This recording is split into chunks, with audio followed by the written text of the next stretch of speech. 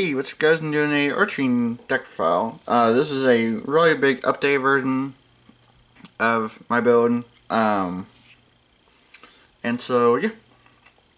This is before I get the Link Monster for Archfiends. But when I do that, I'll do another big update version of my build. So, yeah. So, 3 Shadow Knight Archfiend. So for anybody that doesn't know the old Archfiends that's new to my channel, they came out in Dark Crisis and they've been one of my favorites ever since I first played them. So 3 Shadow Knight Archfiend. So his effect is that, or at least they all have 2 effects that are basically identical. First one is where you pay life points during the standby phase. Unless you have Pandemonium on the field, then you don't take any life point damage. Second one is if they're targeted by a card effect, you roll a dice, and if it lands on a certain number that's described in the card, then it negates that card and destroys it. So, and then his additional effect is that if he attacks a monster or your opponent's life points, any damage that they take is halved. So, I mean, not the best for basically that, but I mean, for the stats, it makes up for it. So, yeah. And then 3 Inferno Queen. So her additional effect is that during the semi phase, you can target another Archfiend card on the field, including herself, and then that target gains 1,000 attack. So she can go from 900 to 1900 just on the standby phase. So really quite good. And then here's where things get a little bit different. So 3 Dark Bishop Archfiend. Now I've never ran this card in any of my builds before until now. Just because with the new Archfiend Link Monster that's coming out, or the new Archfiend support card, for Archfiends, I decided to play 3 of this, or 3 of the Dark Bishop and 3 Valpon. Just because it gives me a extra target for going into the Link Monster, and plus this actually has a pretty decent effect to it. So, which is a little bit confusing, but try to explain how it works. So, let's say you attack a Shadow Knight and your opponent tries to Dimensional Prison or like target and destroy it. This will activate first, and then this. So this will activate, and if it fails on the dice roll, then this gives a dice roll, which if this lands on a 1, 3, or 6, it negates that designated target that's targeting your Archfiend and destroys it. So it's a little bit more protection for your other Archfiends, which is pretty cool. So, yeah. So that's how Dark Bishop Archfiend works. And then the same thing goes for Valpon.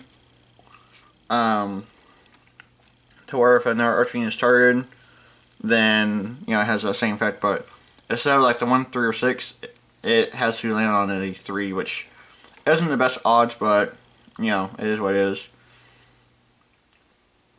But his additional effect is that your opponent can only target this Archfiend 4 attacks, which is pretty nice. And so, if you have a Mimir Show on this, then your other Archfiends are basically protected from attacks. So, which is pretty cool.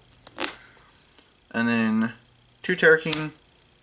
So he has the same effect where you take damage during semi-phase, and if it's started, you roll a dice. And then his additional effect is if he destroys a monster by battle, then that monster's effect is basically negated, which is pretty cool. So,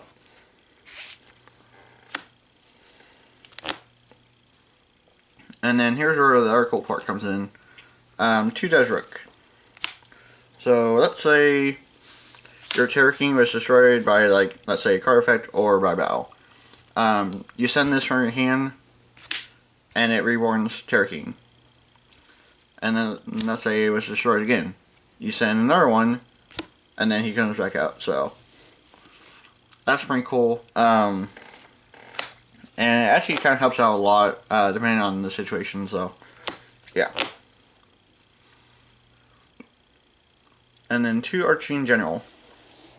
Now, he doesn't have any of the effects where you pay life points or anything like that. His effect is that you discard him from your hand, and then you search out for Pandemonium. So, which is pretty cool. And then you have to control Pandemonium on the field in order to have him on the board. So let's say you no summon him without Pandemonium, he would just get destroyed. So, yeah. And then for last monster, 3 Falsidine. So basically just standard in my version of Archfiends. These don't special a whole lot, and plus it's really good for help locking down my opponent. So yeah. So very, very quite good. So that's basically it for the monsters. Now for expose. 3 Pandemonium. So basically, if a monster is destroyed by card effect, except during the damage up, or except for the battle phase, or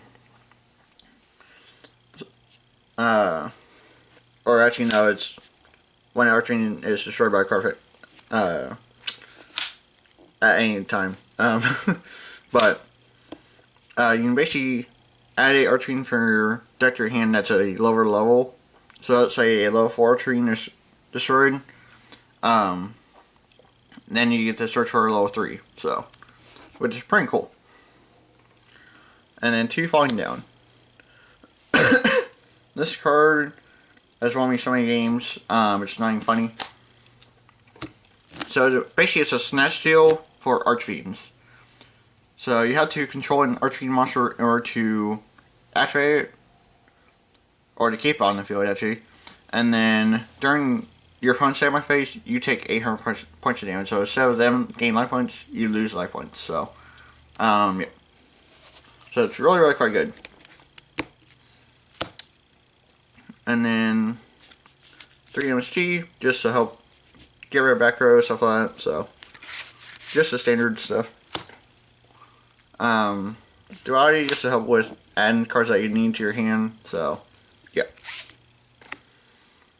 And then 2 Mirror Shield helps get over big things.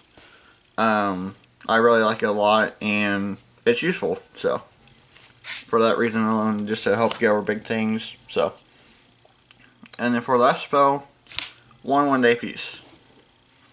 This is really good after battle phase, and so you can play it, and so that way you don't take the damage from like falling down or anything like that. So it's really, really quite good to help save you. So yeah, and then for the traps, triple strike. Now life points are a big deal in this, and so you really want to play out your strikes and warning cautiously, or else you'll get screwed over in the end. So yeah, so that's just one key factor to the deck that you have to be careful with. So yeah.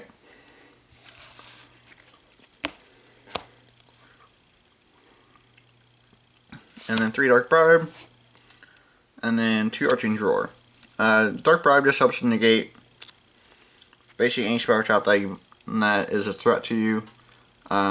So yeah. And then Arching Drawer, you pay 500 life points, and then you special away Archfiend from your grave. Which can either, this card can win you games depending on the situation. So yeah. So that's basically it for the Archfiend deck profile. Thank you for watching. Don't forget to like, comment, and subscribe for more. And stay tuned for another updated build when I get my Archfiend OCT Link monster from a friend of mine. So stay tuned for that. And yeah, I will catch y'all in tomorrow's duel. Alright, later guys.